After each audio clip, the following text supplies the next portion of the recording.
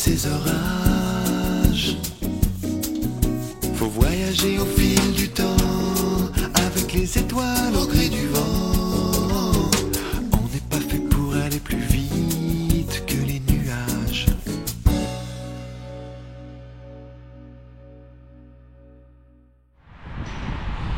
Salut les amis.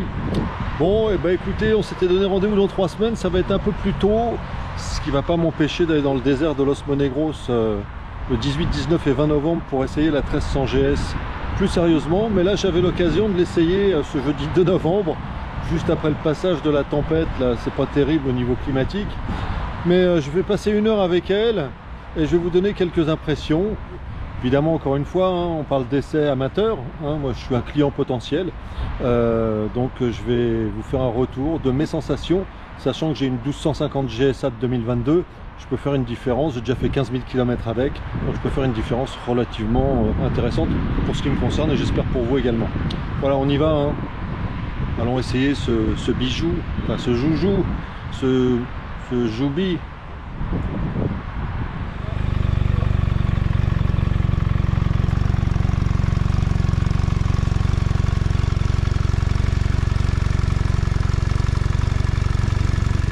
Pour l'occasion, je vais embarquer une caméra ici, là, et puis un petit micro là, en espérant que le son soit sympa et que je puisse vous livrer mes sensations sur la moto en live, tout en restant attentif à la route évidemment. Allez, on y va. Les amis, on est sur la 1300 GS. Je me suis assis dessus, je suis monté dessus sans problème. Plutôt évidemment super confortable. J'ai les genoux un peu plus haut que sur la GSA. Voilà, je suis dans le centre de Bordeaux, il fait un temps épouvantable. Écoutez, c'est pas grave, l'idée c'est de faire l'essai quoi.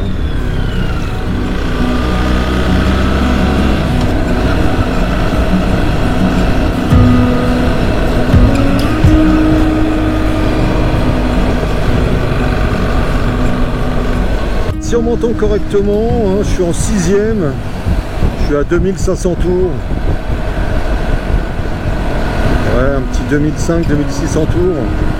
Je vais même réduire un peu parce que ça réduit devant, mais sincèrement ça a un couple phénoménal. Ça a beaucoup plus de couple que la 1250, enfin beaucoup plus. Ça a plus de couple que la 1250. Je vais redescendre à 2000 tours, à 73, mais j'ai pas beaucoup l'occasion d'accélérer là.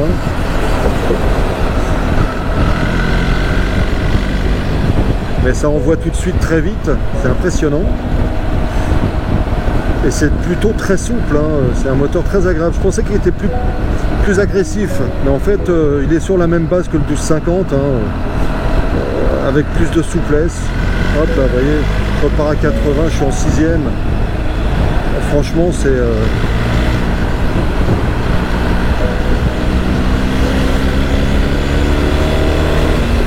Ah, c'est furieux, c'est furieux. Oh là là.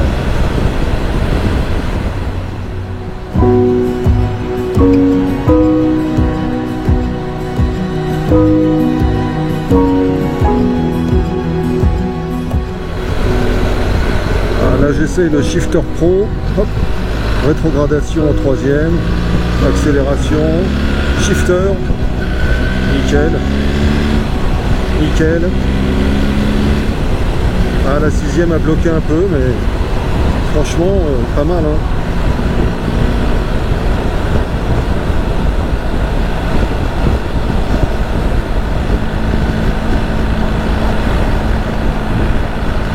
Régulateur de vitesse en marche, voilà, je peux bricoler un peu.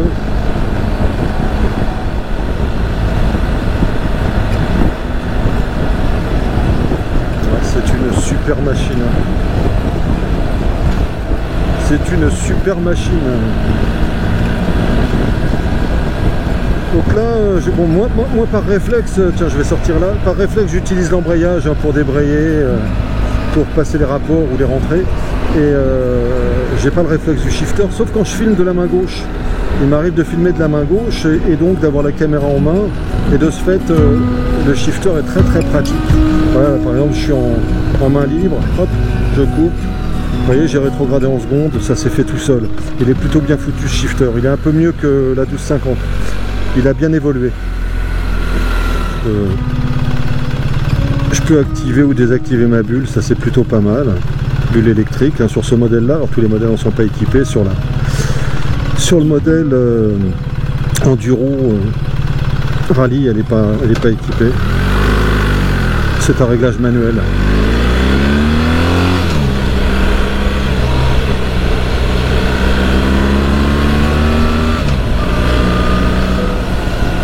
Entre parenthèses, cette bulle protège extrêmement bien, hein. Vraiment très bien. J'ai pas de vent, il y a des petits déflecteurs sur le côté là qui sont vraiment efficaces. Et pourtant du vent aujourd'hui, je vous assure qu'il y en a un paquet, mais un truc de fou. Hein.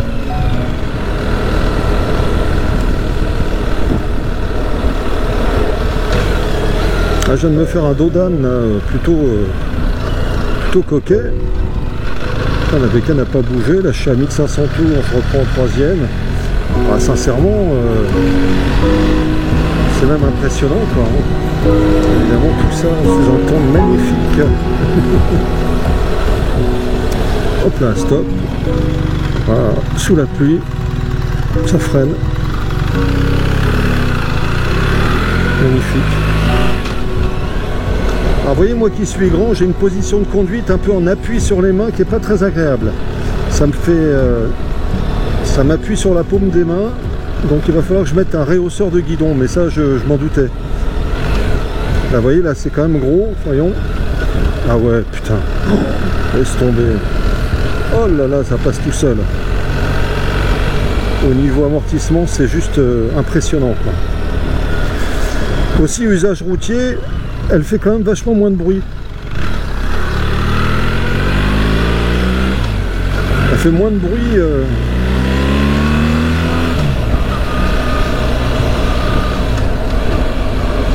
Moins de bruit que les pots d'origine de la 1250. Et elle fait moins de bruit évidemment que les Akrapovic, parce que les Akrapovic c'est des trucs de fou quoi.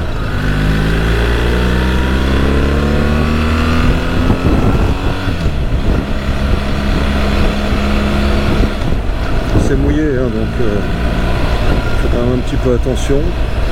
Je suis en mode rain. Quand on sait qu'en mode rain ça contrôle le dynamic traction control, l'ABS, etc. Bon, 30.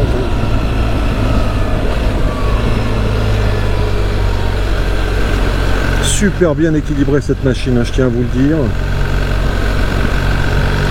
Alors évidemment c'est pas du tout la même chose qu'une 1250 GS Adventure, hein, faut pas comparer, mais sur un moteur qui a passé des marches, hein, qui a franchi des caps supplémentaires, au niveau partie cycle ça n'a rien à voir. La bécane est plus légère, plus fluide, je dirais que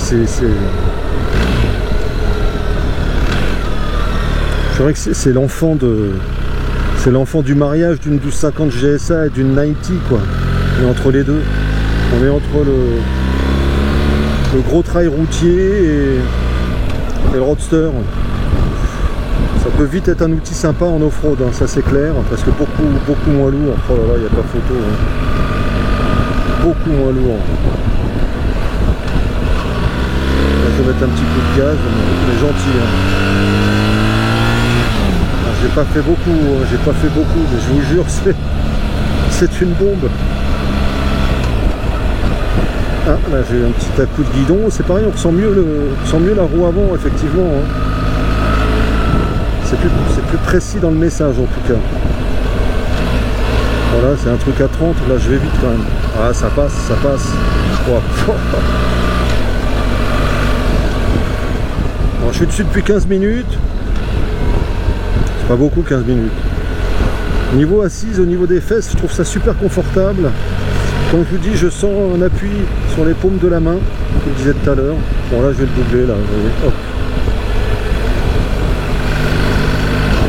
Sans effort. Bon, par contre je suis en vide et je vais ralentir un peu parce que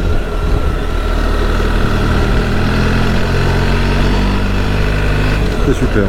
Simplement de la boîte de vitesse, j'évoquais tout à l'heure le Shifter Pro qui est plutôt plus efficace que sur la 1250.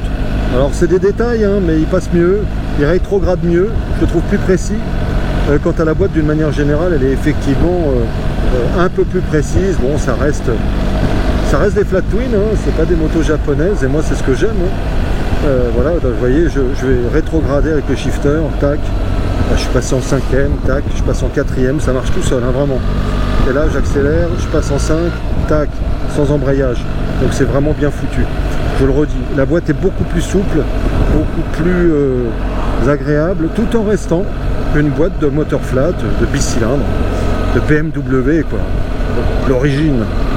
N'oublions pas, hop là ça freine, et moi je freine, mais alors ça freine super bien. Là je vais repartir, allez en 4e, à 2000 tours là. Oh là là là là. Évidemment. Oh, oh, oh. Ah oui, c'est bien. Hein. Ah oui, c'est bien. Mais bon, avec le temps qu'il fait, j'ai pas trop envie de tenter le diable. Et puis je la connais pas la moto, donc on va prendre le temps. Toujours 3 à 2000 tours, en 5e. Là, je suis en 5e à 2000 tours à 60 km/h. Hein. Et là, oh, extra. Et la route est pourrie, je la sens pas. Ça bouffe absolument toutes les bosses. Hein. Là, j'ai des putains de trous là. Ouais. Ah, franchement, c'est pas mal. Ah, j'aime beaucoup. Hein.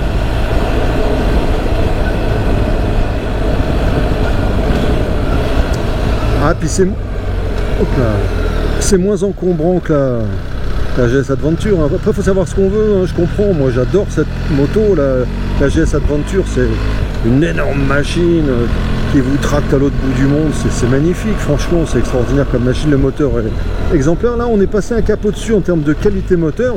Puis après, la partie cycle, c'est le choix de chacun. Hein, encore une fois, moi, je veux une moto tout aussi confortable, aussi performante, aussi sécurisante, mais avec encore un petit peu de poids en moins, parce que je veux que madame elle soit très bien installée, c'est essentiel pour moi, et qu'on puisse voyager là où on veut avec une moto fiable. Ça on le saura dans quelques années, dans quelques mois. Et puis de l'autre côté, partir avec mes potes en faisant du off-road, pouvoir mettre mes sacoches Stone Rider, et puis tailler la route, faire de la piste, galérer, faire tomber la moto. Il faut qu'elle soit mieux protégée que ça c'est sûr. Et puis du coup ne pas trop souffrir, parce qu'en vieillissant on a moins de force.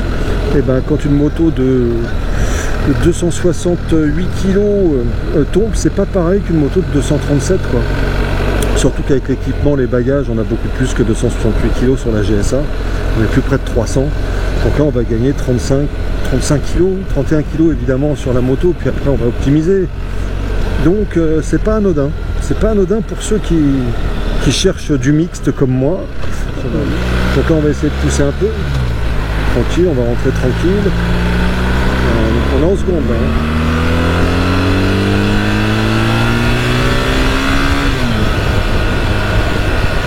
Voilà. Ah voilà, on va pas pouvoir. Ouais, c'est ça va être.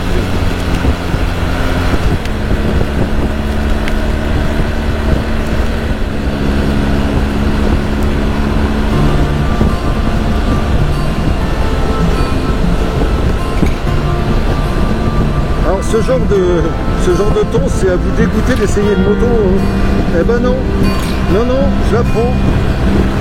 Franchement, je la prends.